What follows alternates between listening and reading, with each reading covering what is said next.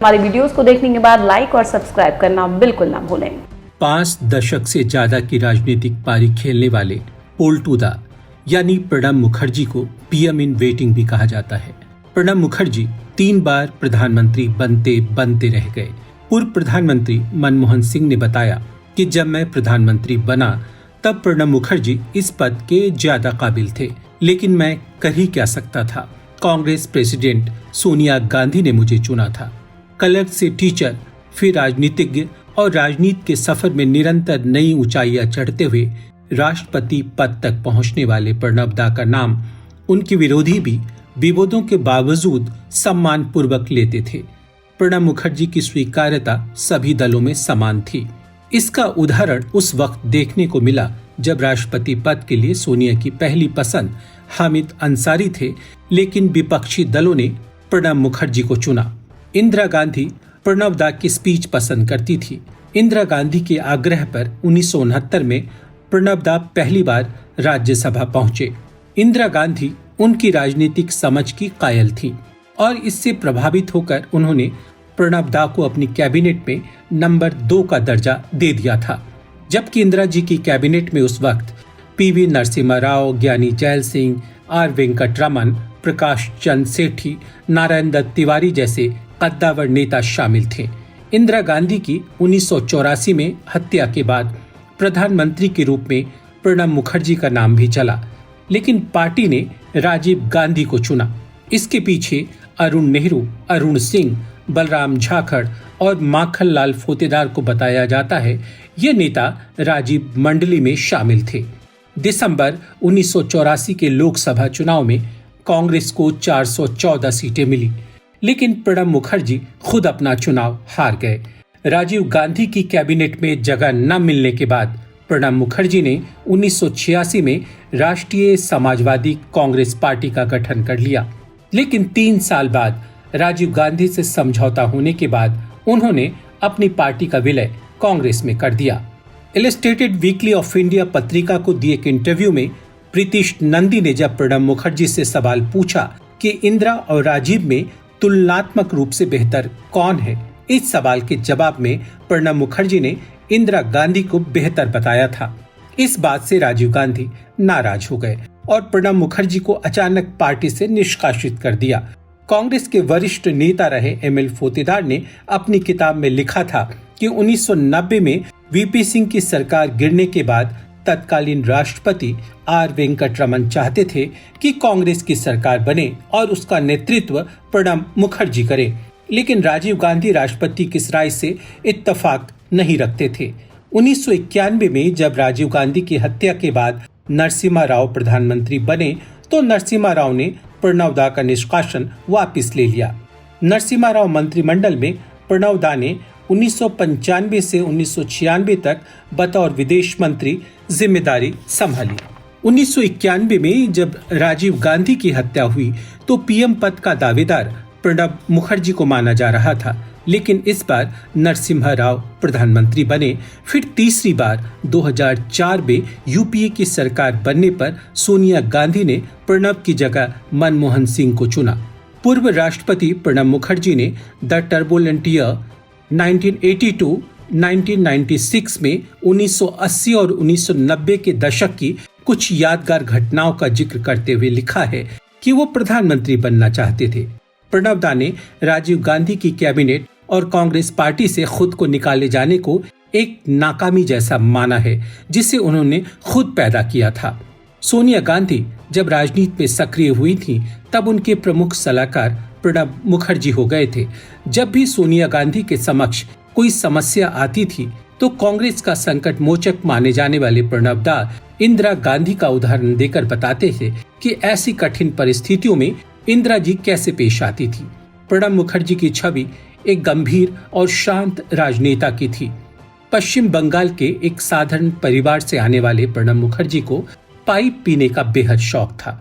Pipe पीने की लत उन्हें असम के कांग्रेसी नेता देवकांत बरुआ से लगी थी और ये लत ऐसी लगी कि जब एक बार डॉक्टरों ने उन्हें पाइप पीने से रोका तो वे बगैर निकोटीन की पाइप पीने लगे। प्रणब दा को डनहिल सिगार बेहद पसंद थी। राष्ट्रपति पद का कार्यकाल पूरा कर प्रणब मुखर्जी जब राष्ट्रपति भवन से जा रहे थे तब उनके पास 500 से अधिक पाइप का कलेक्शन था। ये सभी पाइप एक से बढ़कर एक बेशकीमती थी। ये तमाम पाइप विदेशी दौरों पर उन्हें बतौर गिफ्ट मिले थे। प्रणब दा ने ये सभी पाइप राष्ट्रपति भवन के म्यूजियम को दान कर दिए। न्यूयॉर्क से प्रकाशित पत्रिका यूरो मनी के एक सर्वेक्षण के अनुसार 1984 में दुनिया के 5 सर्वोत्तम वित्त मंत्रियों में से एक प्रणब मुखर्जी भी थे।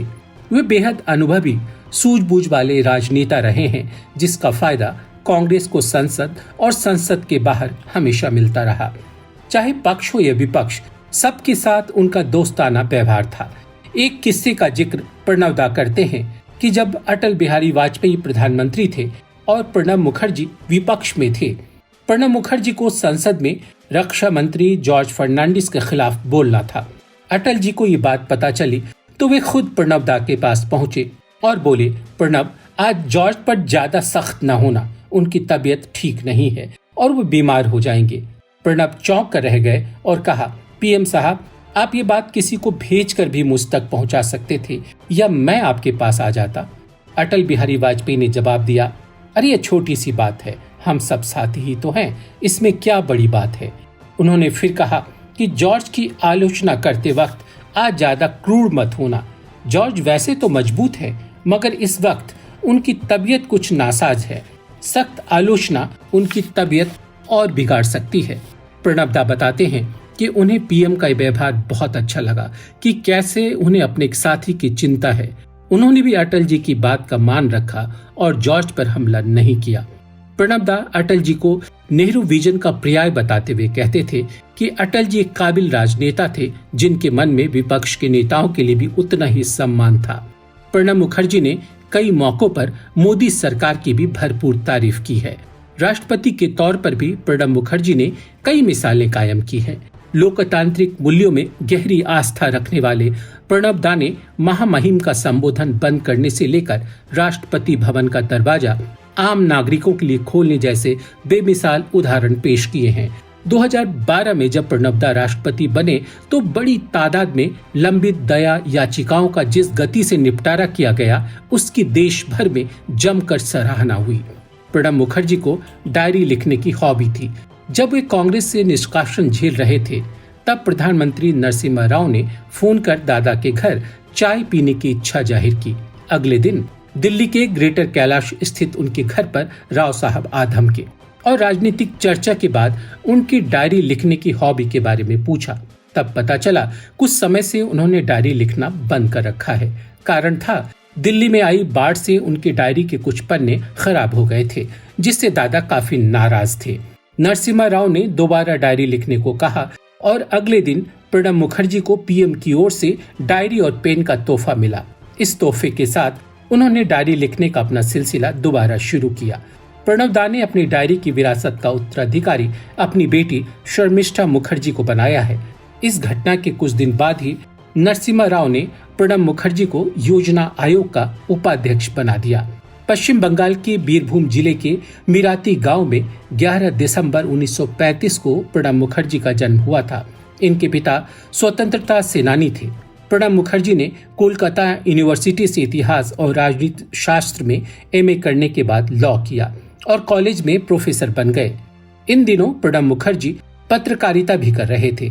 देश के रक्षा मंत्री, वित्त मंत्री, विदेश मंत्री और राष्ट्रपति रह चुके प्रणब मुखर्जी को पका हुआ कटहल और मछली विशेष रूप से प्रिय थी। सक्रिय राजनीति में रहते हुए हर साल वे दुर्गा पूजा के अवसर पर अपने गांव मिराती जरूर जाते थे। किताबें पढ़ना, बागवानी करना और संगीत सुनना उन्हें बेहद पसंद था। वे 5 बार राज्यसभा, 2 बार लोकसभा से सांसद रहे।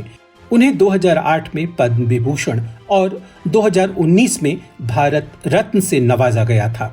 31 अगस्त 2020 को राजनीति के इस महानायक ने अपनी अंतिम सांसें ली। हमारी वीडियोस को देखने के बाद लाइक और सब्सक्राइब करना बिल्कुल ना भूलें।